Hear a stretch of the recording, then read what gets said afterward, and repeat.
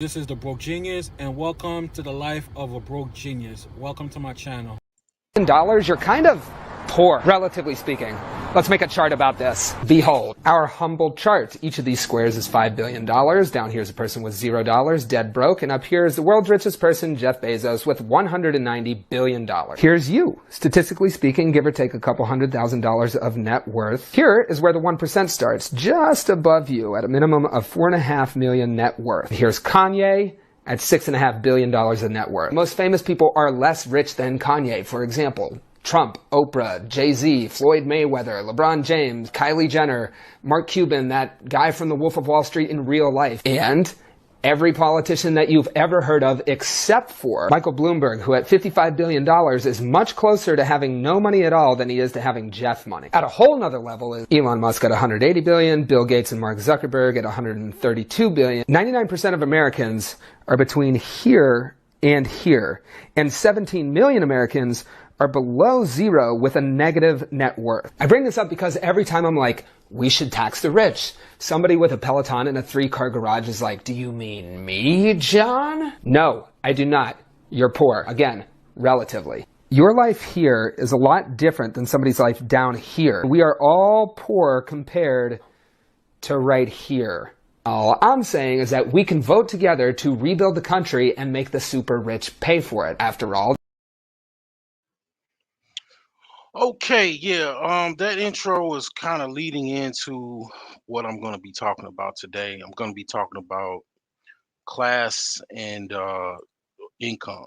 Okay, I'm gonna get right into this because this is pretty long, and the reason why I'm doing this is because this website that is in the description of this video, it kind of breaks things down and it talks about things to a different level. And then I'm going to also talk about why Kevin Samuels mentions you need to be earning over $100,000 for a period of, I guess, more than a few years.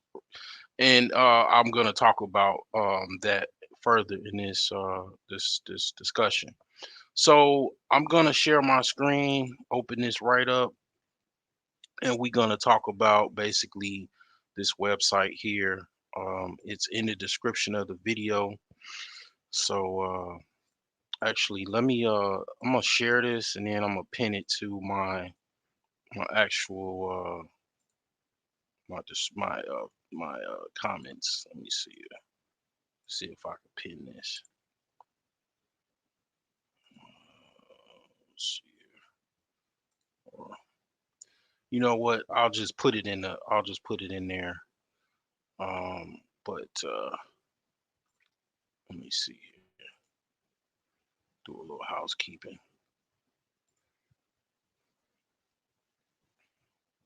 All right, let me share this up real quick.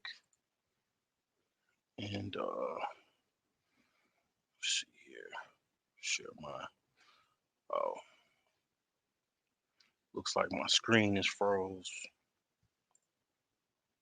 Let's see here. All right, there we go. All right. So let me make sure this is sharing. Turn this volume down here. Do a little studio management. Let's see here.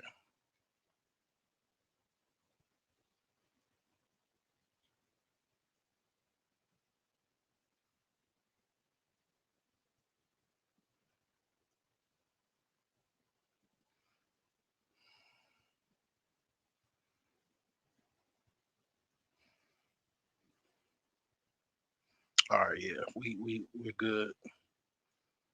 All right, so I'm gonna get right into this. Basically, this website, it's actually a membership. It's called Resource Generation. I'm not a member of this group, so I'm gonna read these different distinctions, and it actually put my input into why this is important. Okay, so I'm gonna first talk about. Let's see here. We're gonna talk about the poor and working poor first. Okay, let's get that going. All right. Okay, so let me go back to this here, this website. So the poor and working poor is just kind of just the bottom strung of the class of society. It's also noted as poverty. You're in poverty or whatever. So this is the poor and working class.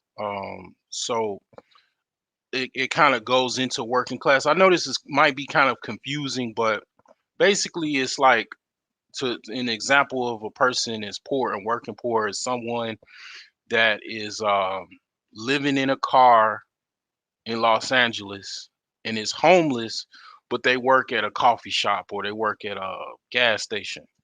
Okay, they have a job, but they're still very very poor.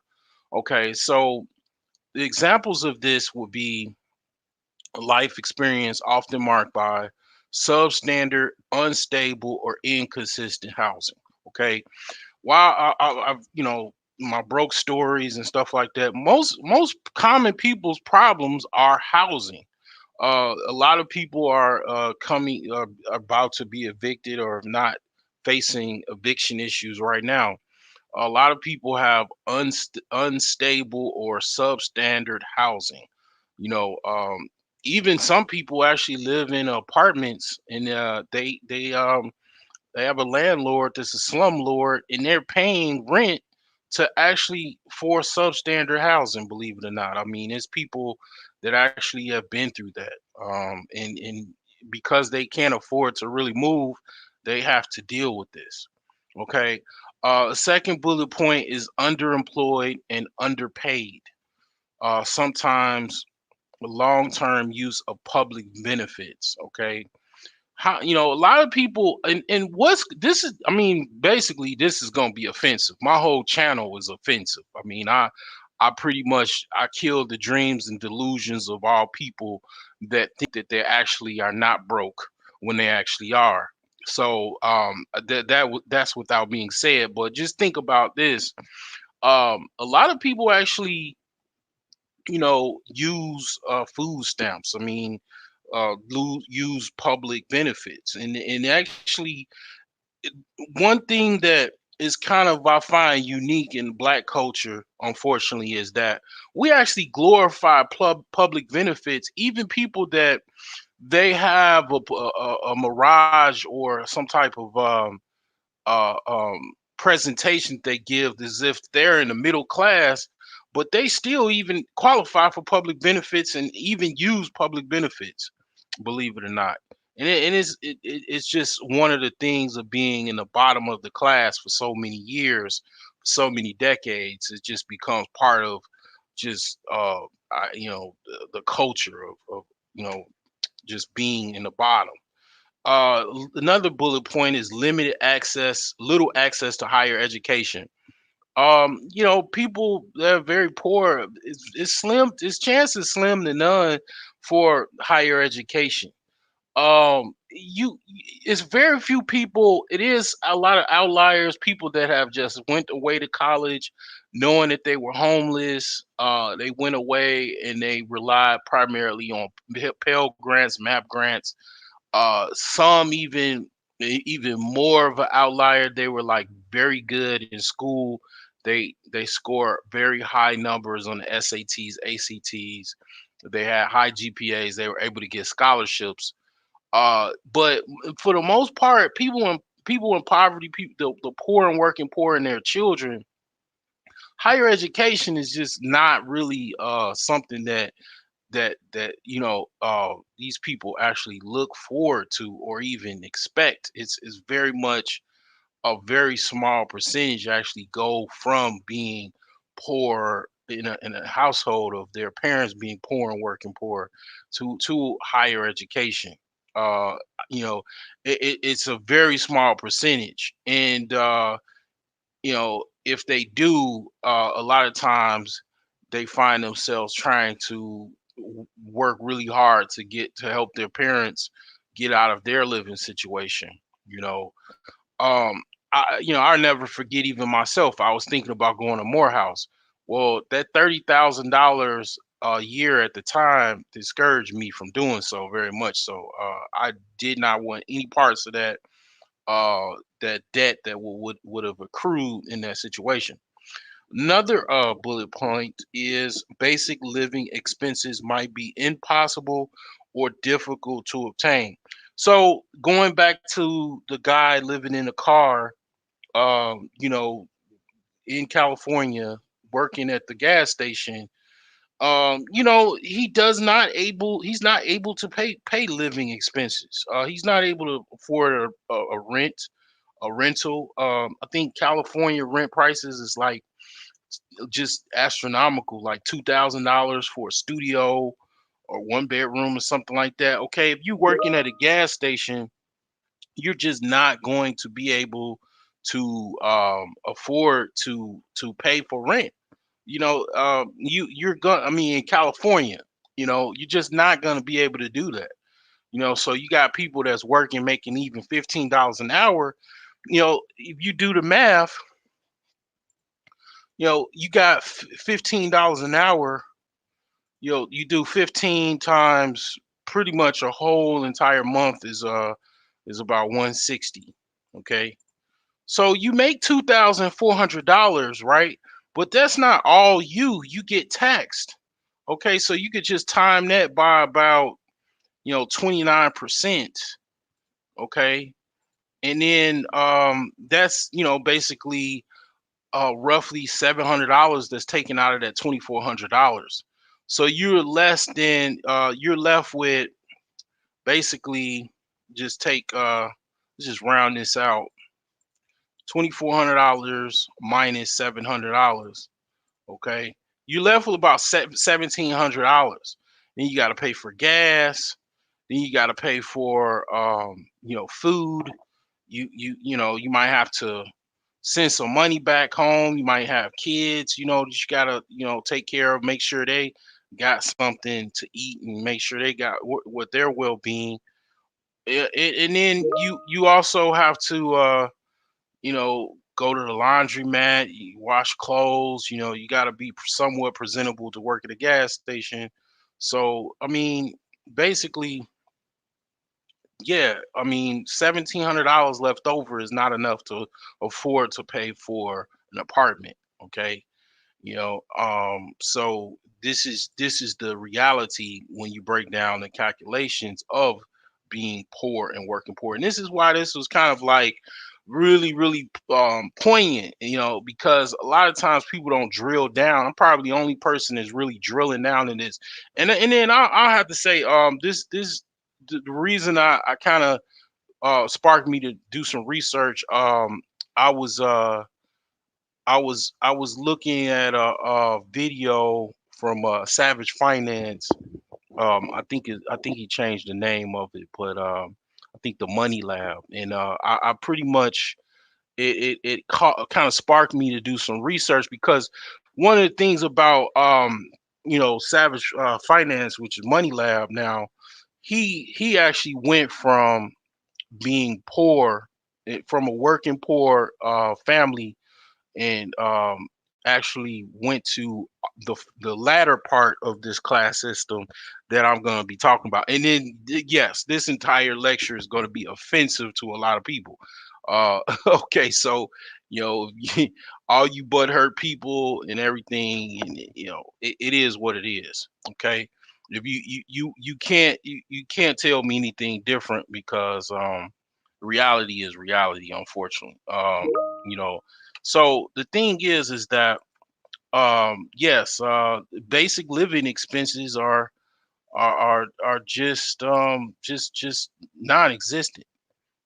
It's just non-existent. You cannot afford to pay for housing. Housing costs are skyrocketing because of the mortgage. I mean, the real estate prices are skyrocketing.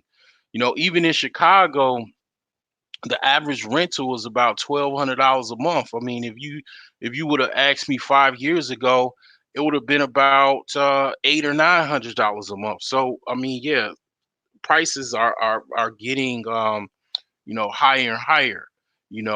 So yes, another bullet point is that debt from predatory lending services such as cash advance, monthly bills, or emergencies. So yeah, I mean, a lot of people, poor and working poor, do are targeted. One of the things that I remind a lot of people, uh, you want to know if how good your neighborhood is, if you have a what neighborhood you live in, and whether it be C, D, or F. Well, one of the things about a lot of C, D, and F neighborhoods, that's what you normally see. You see a lot of check cashing locations, and you see a lot of payday loan locations. That's the sign that you live in a C, D, and F neighborhood when you see a lot of those predatory lending services. And secretly, a lot of big banks through shell companies, they finance those payday loan operations to give them the funding needed to give out those shady 300, 400% interest loans and title loans as well. The reason why they're there is because, see, if you go in a A and a B neighborhood, i.e., a well-to-do neighborhood, they're not going to make that much money. Then they're in the business. These payday lenders and title loan lenders and check cashing locations, they're in the business to make money. So they're going to go where they can make the maximum profit, and that's those types of neighborhoods. And if they were in like a rich or well-to-do neighborhood, they just won't make that much money because people will just like laugh at them. They will drive right past them. You'll see, like, if you ever see a failing business, you always drive past and there's nobody inside the business, and long in no time, basically, the business is closed. They have a for rent sign in the window because basically they went out of business. Well, yeah, that's one of the reasons why those predatory loan services are in those neighborhoods, because poor people, they love to get check advances and stuff like that, payday loans, and then it makes a worse a situation worse for them in the long run because they got to pay off future monies from their job to pay off these things. A lot of people, poor people, they really rely on these things. You know, trust me, I know from experience, unfortunately.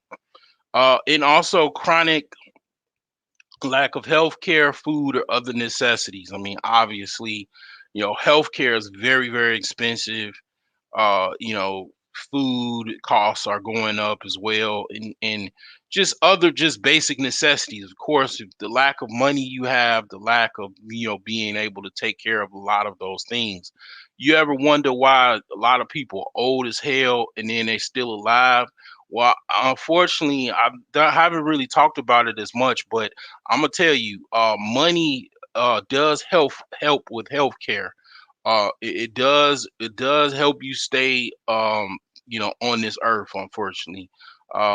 It's one of the things that I really hate to talk about because it's kind of a touchy feely type of conversation. But yeah, a lot of people that have like a lot of money, they able to live like, next thing you know, 80, 90 years old, you know what I'm saying, because they got quite a bit of money. They're able to live comfortably, get taken care of in their older age. And it just I mean, it's unfortunately one of those things that is definitely true. you know Another bullet point is frequent involuntary moves, chaos, and disruption of life. I mean, yeah, like, you know, uh, constantly evicted. I remember like hearing stories of people that basically they uh they were getting apartments. They were like serial evictors, or serial bad tenants basically. They will get an apartment, and then they'll put the down payment down for the, security deposit, and then they would go into an apartment for about 4 months. It would take them from the start of getting the apartment to about 4 months till their final eviction court date.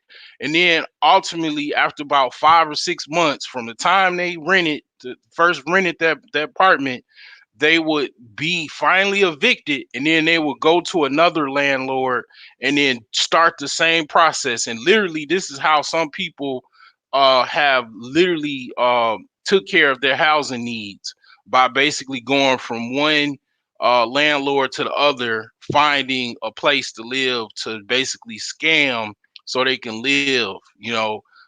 Because people do a lot of things that, because they don't have the any type of consistency, unfortunately. And moving is a constant thing. A lot of people, they grow up and they got these stories to tell, but they won't tell anybody that, yeah, I mean, me and my mom, my siblings, we were so poor, we had to constantly move. I mean, I remember staying at the hotels, and it's people that are there with families, and they're like going from one hotel to another, you know what I'm saying? Because they're looking for some type of consistency, and it's very, very hard to find. Now, unfortunately, a lot of people that think they're like middle class, I haven't even got to the middle class yet. And one of the reasons that I'm talking about this is because a lot of people actually think that they're middle class, and they're not really middle class. I'll even include myself into that. And I'll address that when I get to it. But yeah, a lot of these things kind of relate to being in a transition from being working class and poor to actually being middle class. That's why Kevin Samuel say, you got to work a few years or whatever and actually make that amount of money, that 100K plus. Because I mean, it takes time to actually really solid put your place into a certain category and stay there. So the thing is that, yeah, that's one of the reasons that I'm talking about this, is why that is. So another bullet point, I'm gonna try to get through this as quickly as I possibly can. Often raised with strong value on resource sharing and taking care of others. Yeah, I mean, that is true. They say poor people help people more than rich people, but I'm not really going into that, but I think that is to a somewhat true. I remember my uncle, he was like the poorest in the family, and he helped me probably more, and even probably more than people in my family that had money. He would help me fix my roof, and he would do projects for me, and he didn't even want that much, and he would give you the shirt off his back. I mean, it just it is true in many regards. So another one is that targeted and incarcerated disproportionately by state generally, and specifically through systems like child protective services, vacancy laws, immigration enforcement, and money cash bail.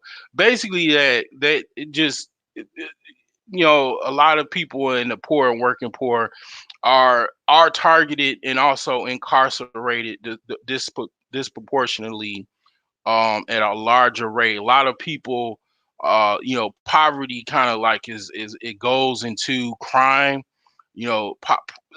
Basically poverty is crime's cousin, first cousin, basically, if you want to put it in a nutshell. You know, so lastly, second to last, is intellectual, artistic, and labor contributions are frequently stolen, co-opted, and made invisible in a dominant society. This is definitely, I know quite a bit about this. So here, it's a couple spins that I can tell you, and then I'm gonna give you a story, and then I'm gonna move to the other bullet point. So yeah, a lot. Just look at the hip hop industry or the rap industry. All most, if not all, of those artists from whatever group you want to talk about, even in R&B, they're poor. They come from a poor family, or the family was not, kind of maybe working class, which I'm gonna get to next. And they didn't come to they signed a record deal and everything, and they didn't have a lot of money and resources, or they weren't gainfully able to afford proper counsel, and they just taken advantage of. I mean, I posted on my community tab about Sony Music. Sony Music has over $1 billion catalog of, I mean, they got Miles Davis, they got a lot of artists like Michael Jackson. These companies, the wealthy companies, or even just wealthy people, they target the poor because they have very good artistic ideas, and all kind of, like, I mean, like, poor people make some of the best music known to man, right? I mean, most of the music that you listen to comes from the talents of people that were pretty much rags to riches. Uh, they steal their ideas. Even people on YouTube, they steal people's ideas. I definitely They steal from my ass and don't give me no credit. I mean, yeah, they actually, steal a lot of music artists, and then they take advantage of them, even through the predatory. They give basically a record deals, basically a loan. They give the artist $1 million, and then they sign off, and then they do these 360 deals where they own entire attributes of the artist. So that means even if the artist goes on tour, they make money off of it. The artist is pretty much in slavery to a certain extent to the record company, and yeah, they make money off of them. Even they get their entire catalog, and then next thing you know, they all these hit songs. They're doing commercials 20 years later of them, their song that they did, back when they were like one hit wonders or whatever, and they don't get no money, no royalties off of it at all, because these companies basically uh, uh, co-opted a scenario to basically get those, uh, you know basically rights of the music and the royalties that come from it. And the artist is left with just living a normal life, because they don't get any royalties from whatever they did as far as the music, and the hits that they made.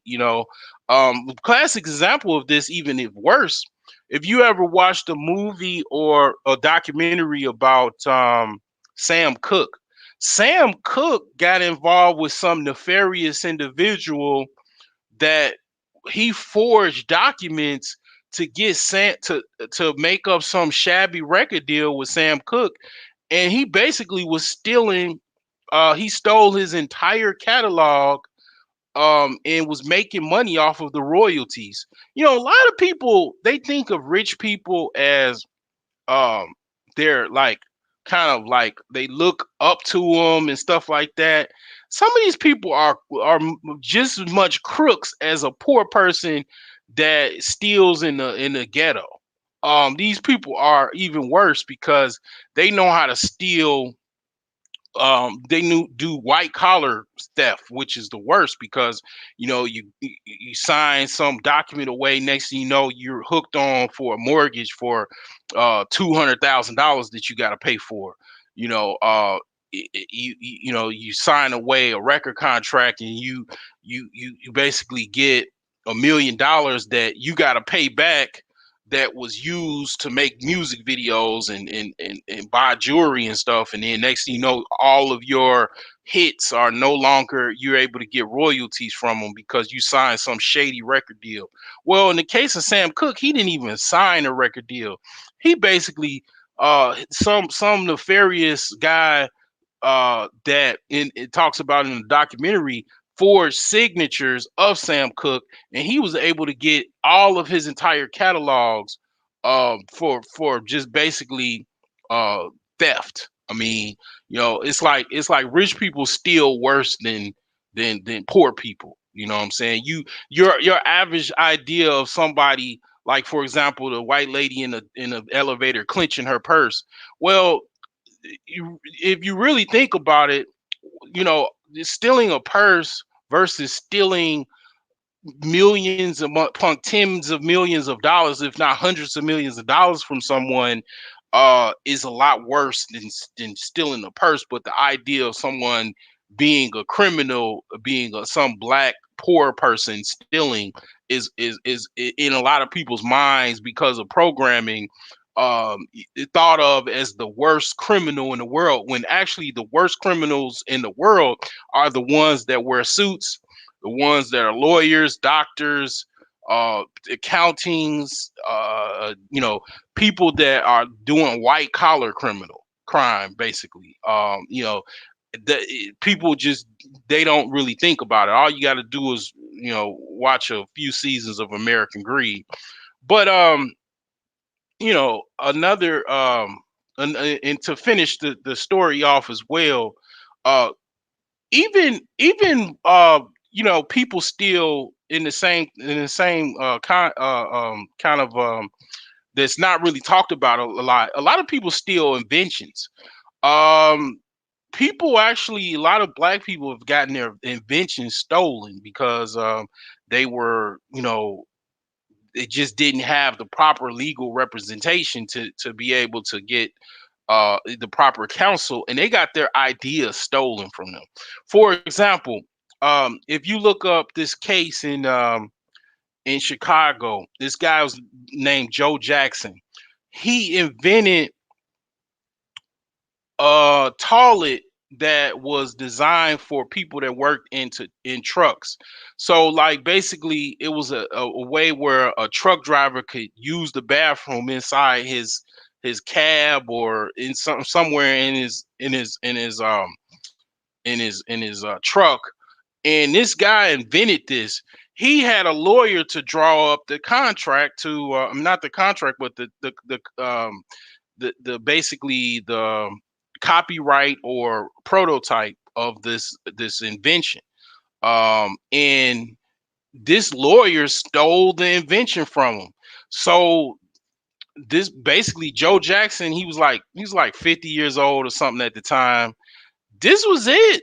He was poor. This was his only shot for him actually making any type of money or anything from it. He knew this guy stole his invention and he got rich off of this guy. Man, Joe Jackson came up to that office building. He shot the secretary. He shot the lawyer. They ended up having to get a SWAT sniper, city, some whether it be city of Chicago, Cook County, whoever, to basically they had to go to probably most likely another building over, and when it's and get a plain sight in the window to shoot this dude all the way in another building because he was shooting the entire office. That lawyer's office, he shot I think like two or three people.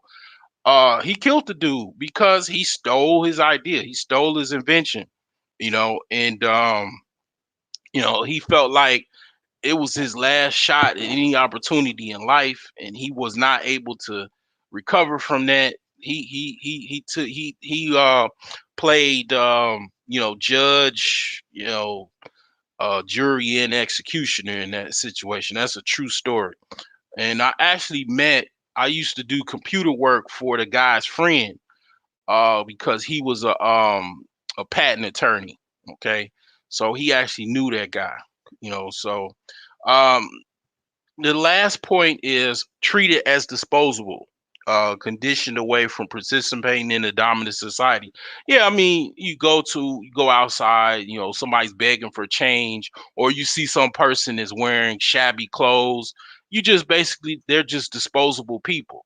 They're just garbage people. They live over there and they drive, past these people every single day, and they're just thrown away they're throwaway people in society. I mean, this is everywhere in every country. There's people like this. Okay, so moving along to working class, and one of the things that I want to point out before I move into working class is, yeah, what's going on, man? Iori, exactly. One of the things that I'm gonna point out, as I move on in in talking about this is that a lot of people, including myself, they they think that they are actually middle class, but really they're working class.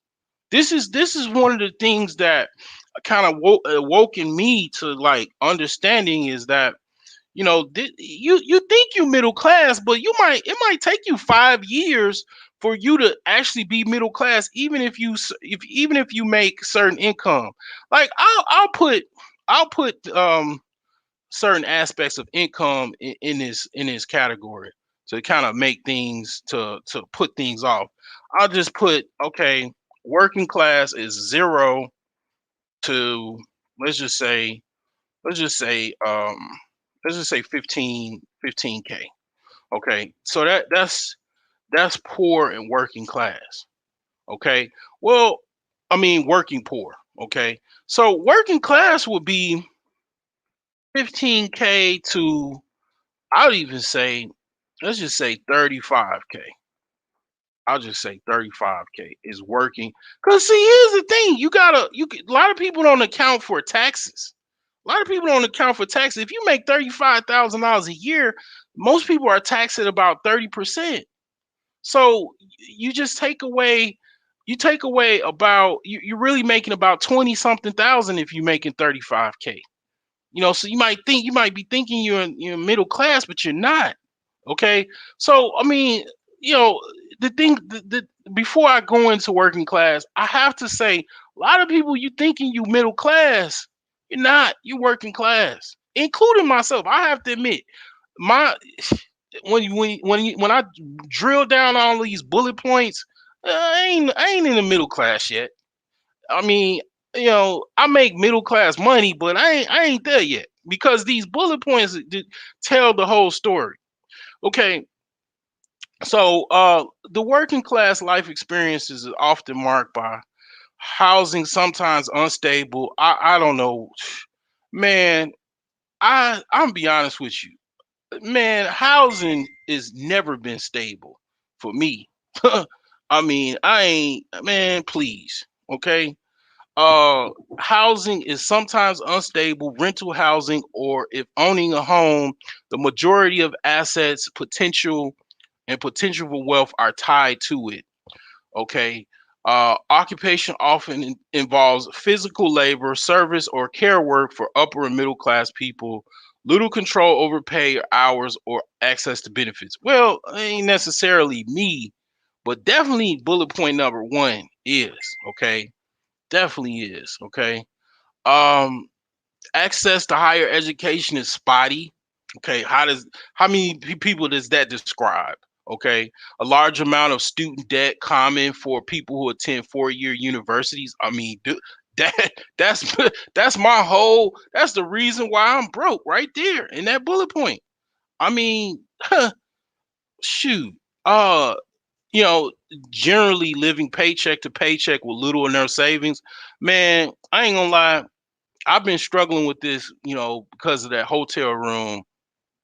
That's one of the reasons why I just said forget it. I talked about it in my last video, but yeah, generally living paycheck to paycheck with little to no savings. Um, I did very well when I was, saving my money. I was living with my sister, man. As soon as things went to shit, like she passed away, and I mean, it was like, man, I was going through everything trying to, pay for housing and hotels and stuff like that. So yeah, I mean, a lot of people think they're middle class, but this, if you watching this video, this might wake your ass up. You know what I'm saying? It might wake you up a little bit. You know what I'm saying? It might wake you up. Just saying.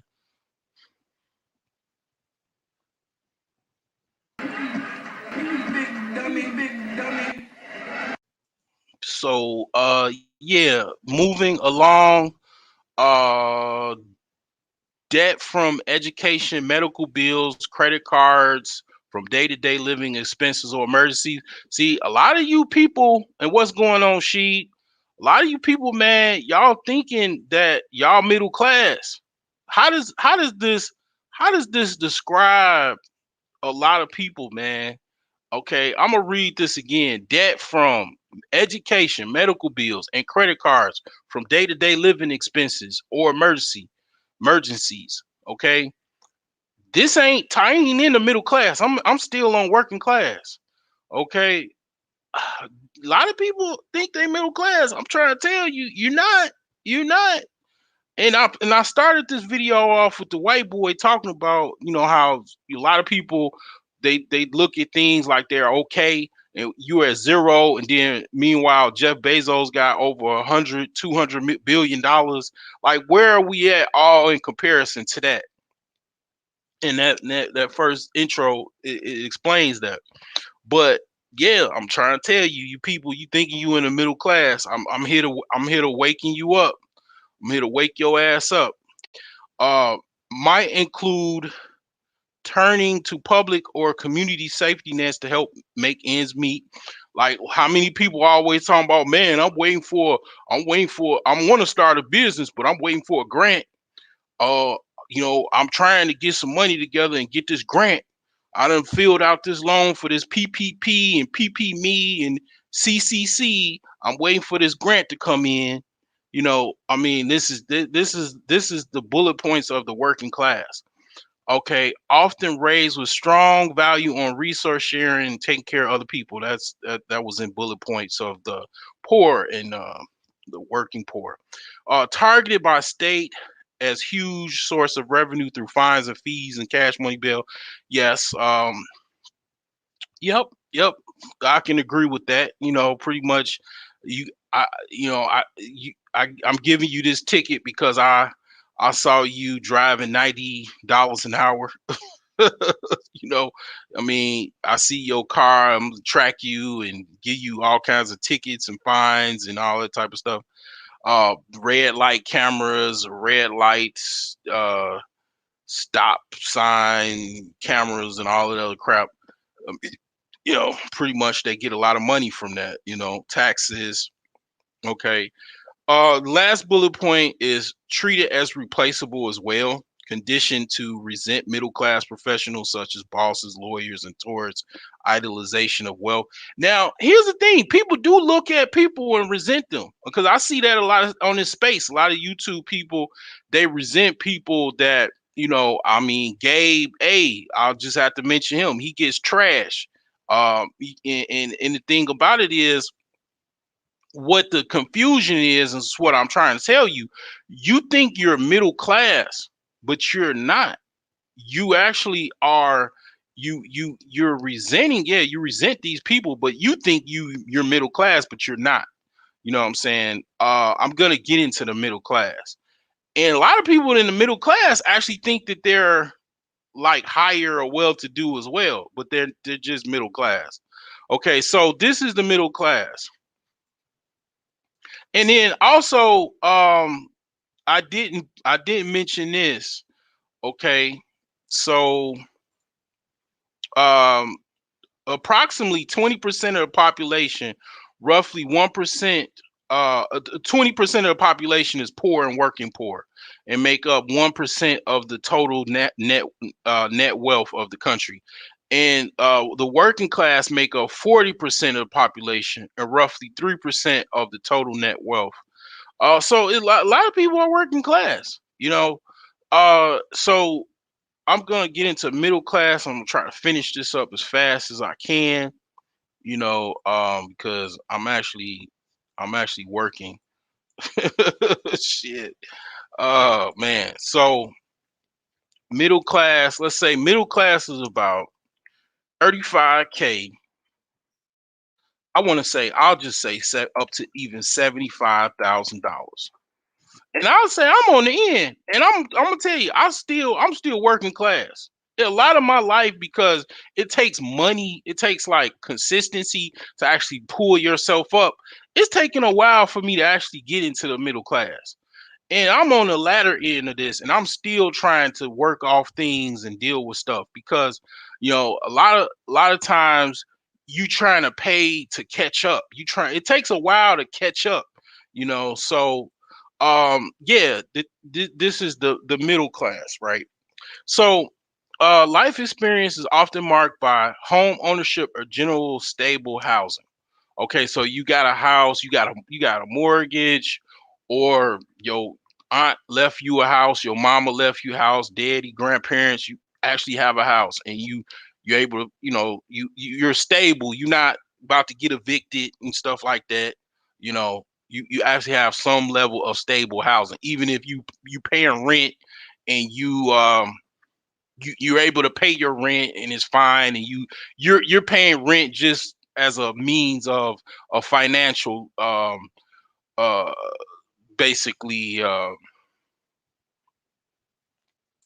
aspect of you doing it to save costs or to save money or whatever the case may be, and it's pretty stable. Second bullet point is depending on wages, salaries to pay bills. Often jobs with some benefits. Your job has some benefits, like you got PTO, you got a 401k, got some type of health insurance plan. You have some control over hours and methods of work, and or control over others' work. Like I say, PTO, you can take a time off, like a week or a couple days or whatever. You got some type of insurance from your job, stuff like that. Okay. Third, social status and social connections to help the next generation. You're part of the Greek life. You're part of some type of organization, NAACP, um, whatever. You're part of different social connections to like kind of like help your children to like pass on some type of legacy, and you got your memberships of other groups and associations. College generally expected, may or not have completed bachelor's degree. If you don't necessarily, to be middle class, you don't necessarily have to have a bachelor's degree. Okay. Um, none of these classes you actually have a bachelor's degree, but so a lot of people in middle class do actually have at least a bachelor's degree. Debt is most often in mortgages, education, and medical bills. Now, like I say, I can kind of plug into a lot of these things in the middle class. Some of these things is not relevant to me. But I still, like I say, I still think that I'm more like in a working class. I just have to be honest. A lot of people cap on the internet, they cap in life. This is a cap free zone. Okay. So the thing is that also, it says can generally expect to hold stable employment, but status can be precarious, become precarious when there are unexpected expenses such as high medical bills, loss of pension, or layoffs. Yeah, I mean, you lose your job, you lose your pension, medical bills also happen. Like say somebody get cancer, you get a heart attack, and then you become disabled for a while. Yeah, I mean that's gonna throw your life off. That's gonna throw the stability of your employment off, and in essence throw your life off. This is why I always talk about savings. The millionaire savings plan. So if something happened, you ain't relying on your job. You know what I'm saying? A lot of times people have to rely on their job so much. What happens if you got sick, or you had to you got downsized, or you got laid off? You got your whole life revolves around having money coming in, and you should never do that. You shouldn't do that. you should live within your means. One of the things, I mean, I talk about all of this stuff, and then houses that may be in like FD neighborhoods. Well, those houses are usually cheap. And like for my case, an example, if I lost my job today, I literally I could do DoorDash and still finish fixing up my house, still pay off my house.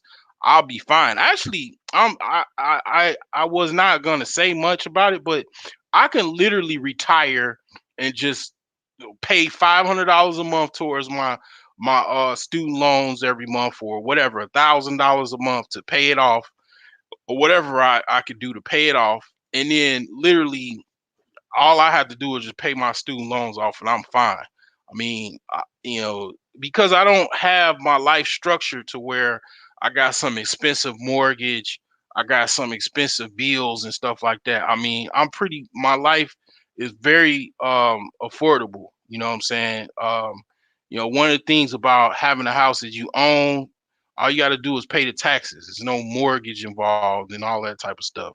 So um, that's one thing to think about. So, class confusion, especially in association with managerial upper class people who incorrectly self identify as middle class.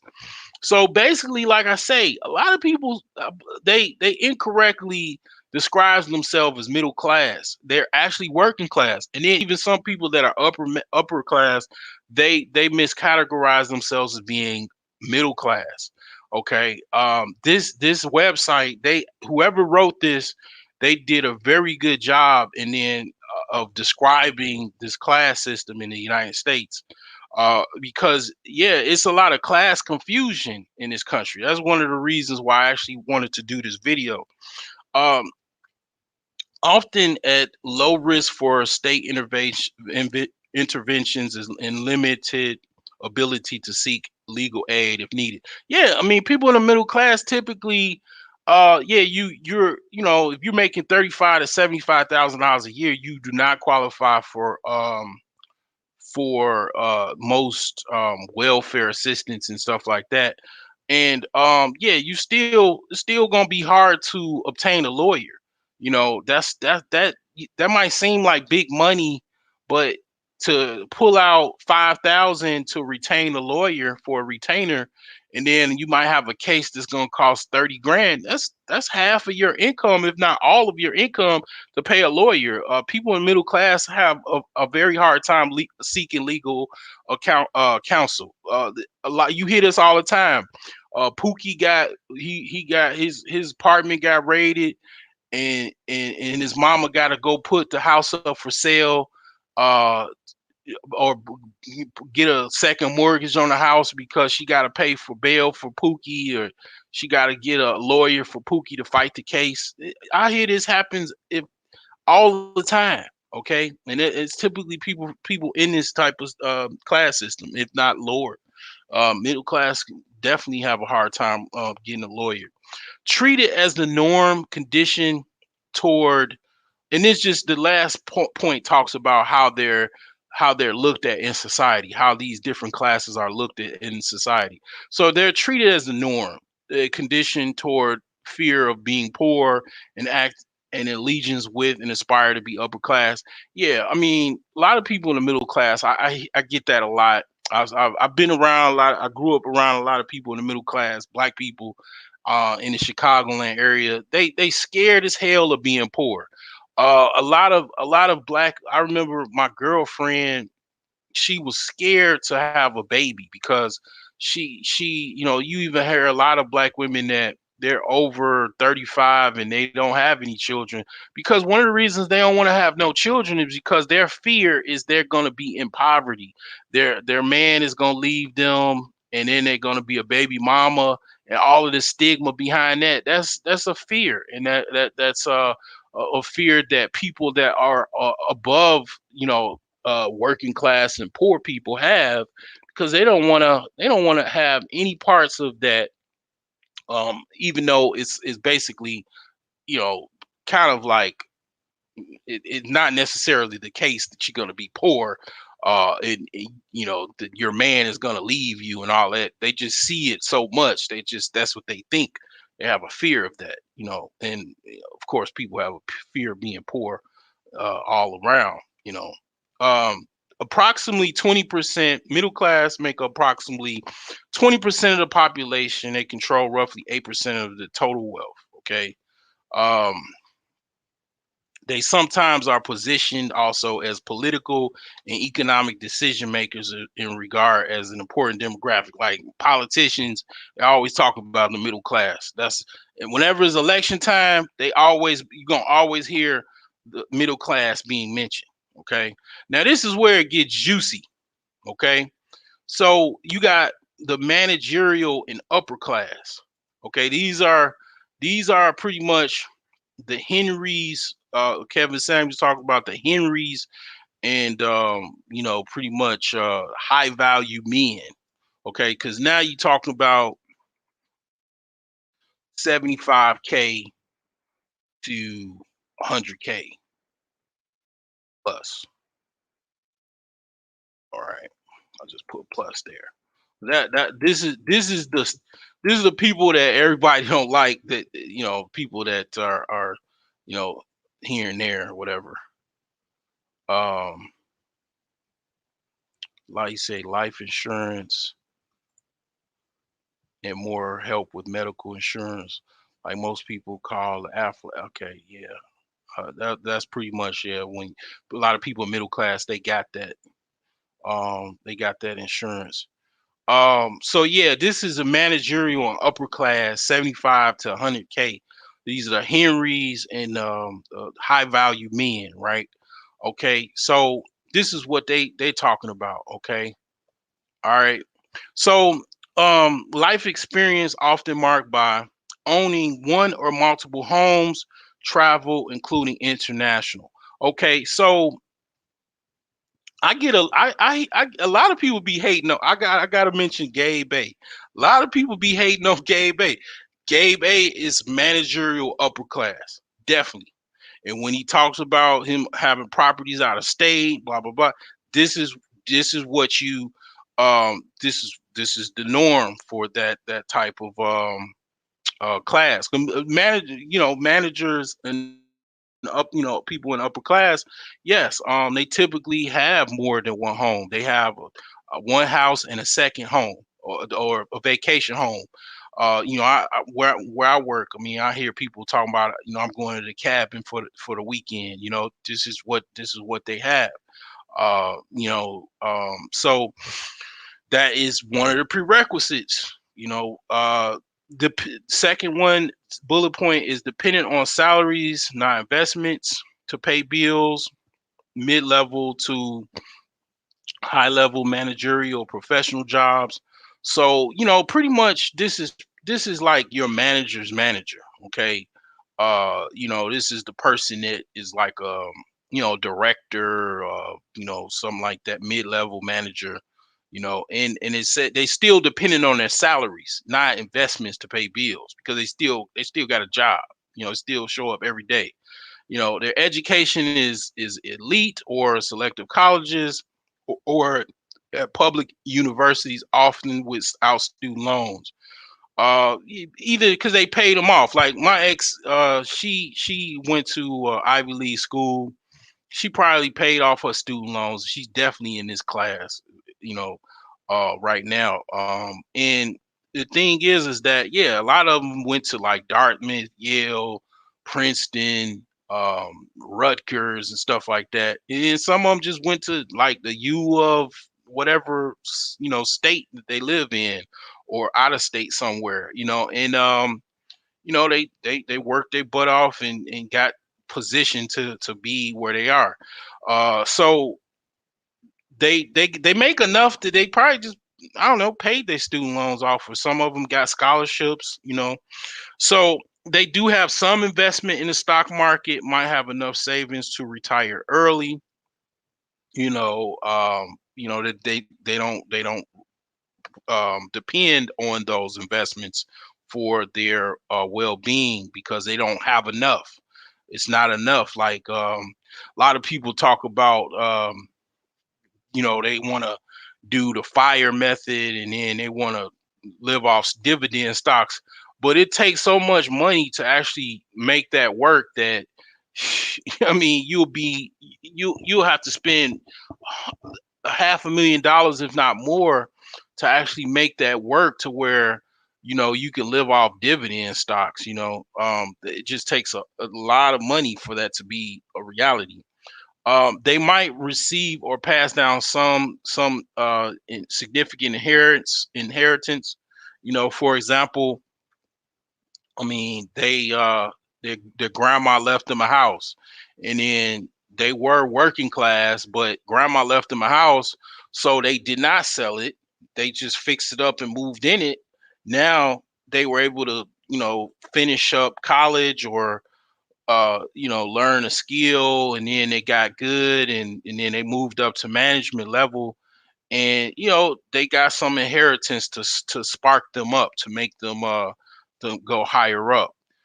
They have social connection, status, and financial knowledge to help the next generation remain financially well off. Like, yeah, I mean, I one of the things that I talk about is, financial education. One of the things that people don't want to teach you financial education. Financial education is not something that you get from school. A lot of times it's something that you have to like seek out, because they basically want you to be continuously poor. They don't want you to be in this, even in this category. Very limited people are actually even make it to this category where they're upper class. Okay. So yeah, they actually have something to teach. Like, for example, I did my video, my wealth video, and I talked about the fact that, okay, 9% of people actually, they they're rich or wealthy because of inheritance. But most of the it's like uh it's like 24%, they they got a combination of inheritance, and they were self-taught, and most, if not all, were taught by their parents. Okay, so they also got an inheritance, and they also got an education from their parents.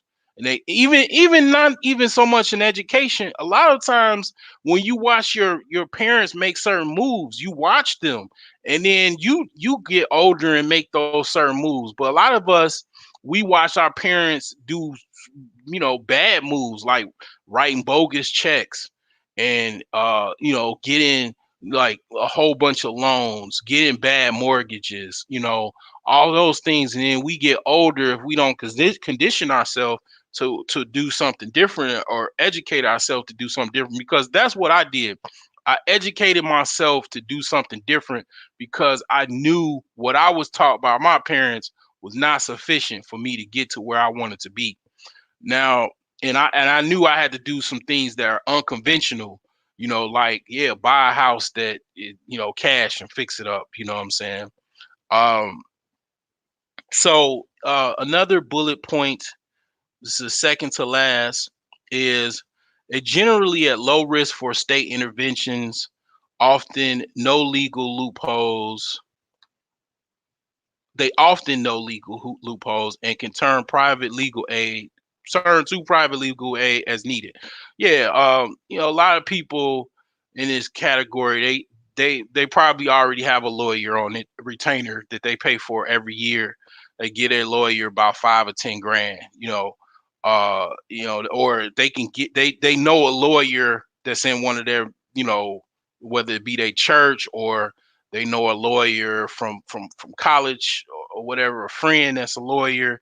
They can retain counsel very easily, and low risk for state interventions. I mean, you making 75 to over $100,000 a year, you ain't thinking about no damn food stamps, WIC, none of that shit. you Section 8, you trying only Section 8 you trying to get a Section 8 tenant, so for one or two of your rental properties.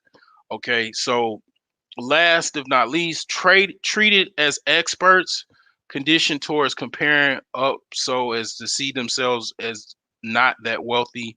Um, Approximately 19% of the population roughly makes up 49% of total U.S. Net wealth. Okay, this is the part that's gonna piss you some people off.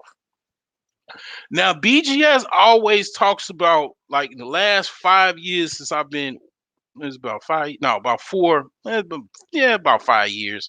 He always talk about your betters, okay, your betters. Well, these are these motherfuckers, okay. These are the ruling class. A lot of people don't, they ain't speaking this language, because people don't really want to talk about this shit. You know what I'm saying? See, a long time ago, people pretty much, they knew they had a ruling class. Okay, the days of Maria Antoinette, you know, let them eat cake, all that type of stuff. People knew that they had a monarchy system. They had kings, they had rulers. You know what I'm saying? Like, this today's society hasn't changed that much. There's a ruling class. There's owners. Like, literally.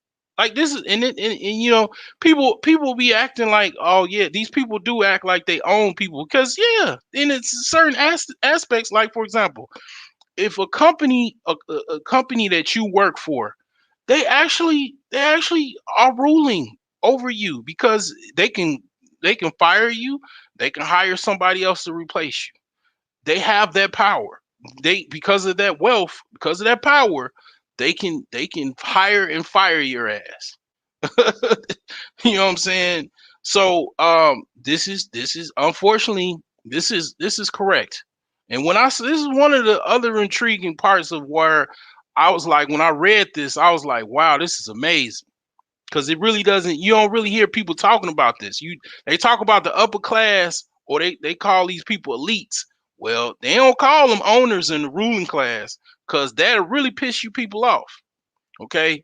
Um, so these are the life experiences often marked by owning luxurious homes or a home, and travel, including international. Okay, ain't too much to explain on that. uh Enough income from assets, stocks and bonds, and etc., that full-time work is optional. They ain't gotta work. They make so much money off of their stocks, bonds, off of the income from their assets, interest in their bank account. They work if they want to. Okay, they don't even have to, because they make enough off of their assets. That's where I really talk about a lot. I mean, basically, assets, assets, assets, assets over liabilities. A lot of you cats, you want to go get you a nice car, you want to go get you a brand new Audi, because you want to pretend to be like these people. That's why you want to get that Audi. You want to get that brand new Audi truck, because you want to pretend like you're part of the ruling class, instead of actually owning the average cost of an Audi. You can buy a house in the Midwest cash, but you're want to pretend, like you're in this class, but you're really in the working class. But these are the people that people pretend to be like. Okay, this is where people cap to be like, but they, and instead of actually you buying one or two Audi, instead of like you buying an Audi, you buy a Civic for 5 grand, and then take that rest of that money and buy a house every 5 years. You'd have 4 or 5 houses, and you would at least be in the upper class. But no, you want to stunt for the gram with the new Audi and the car note that comes with it. So yeah, I mean, okay, moving along, education, elite education, selected private schools and elite colleges without student loans, such as College of William and Mary. Have you ever heard of the College of William and Mary? uh you know uh Yale, Princeton, Harvard, Oxford, uh University of Chicago. Go look at those, the cost of tuition for those colleges, and come back to me. Okay, this is where they go, to college. Receiving and passing down large inheritance. Okay, social connections, statuses, and financial knowledge to help the next generation remain wealthy.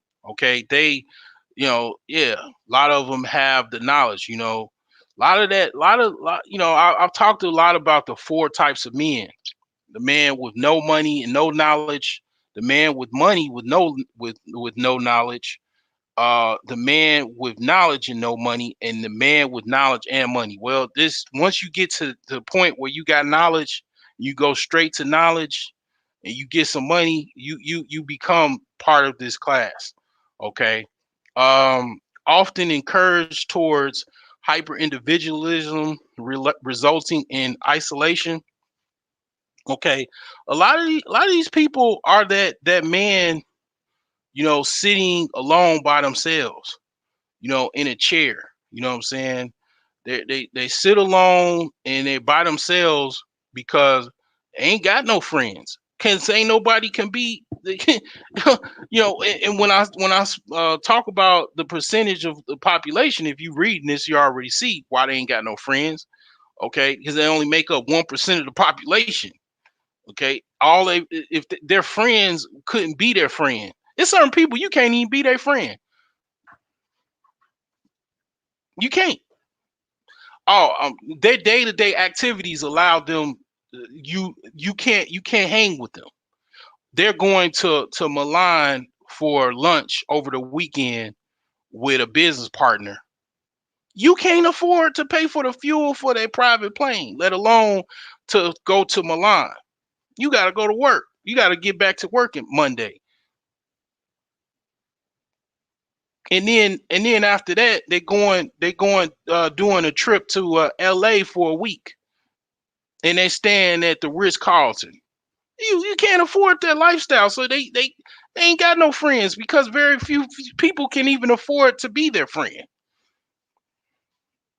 And a lot of times people, when you get older, and then you get that job, or you working two jobs and you making 80, $90,000 a year, you ain't got no friends, you ain't got no time, and then your friends can't hang with you. They you know what I'm saying? I mean, all they could do is drink and smoke with you. And it's like that becomes kind of boring after a while to me. But anyway, usually at low risk for state interventions. No, no, I've already read that. They, pretty much they can get a lawyer. Treated as leaders, conditions towards seeking poverty as an individual's fault, and wealth is a result of individual accomplishments and hard work. Yeah, a lot of people, they're like, oh well, if you work hard enough, you can. Man, you could work hard to the point to your eyeballs busting the face. You won't be in no ruling class if you working at Amazon, and busting your butt. You still ain't gonna make enough to be in this class. A lot of it is about, and this on this level, it's definitely about who you know in making certain decisions, impactful decision making. Okay. So the ruling class, this is the last bullet point. The ruling class describes people who are in the global elite and hold vast majority of power, determine conditions of people's lives. Billionaires, major CEOs, presidents, senators, other others of high positions of state power, um, you know, presidential administration, cabinet members, oligarchs. Okay. Approximately, like I say, 1% of the population control 40% of the U.S. total net worth. I mean, the thing about it is the ruling class. This is definitely something that people don't really talk about. people don't people don't talk about it now. Like I say, BGS, he mentioned that these are pretty much the betters. Okay, these people are your basically the owner ruling class. Okay, so the thing about it is what you can take from this is basically understanding where you are in this mix. and looking at yourself in the mirror and pointing to what you need to work on, because a lot of times people think that they're doing fine, and you might be mistaken if you think you're doing fine. You might have some work to do, but any event, this is something I just, I promise for my Patreon member, this is just something that I just wanted to give to you as well. The shit's chess, it ain't checkers. The shit's chess, it ain't checkers. Message.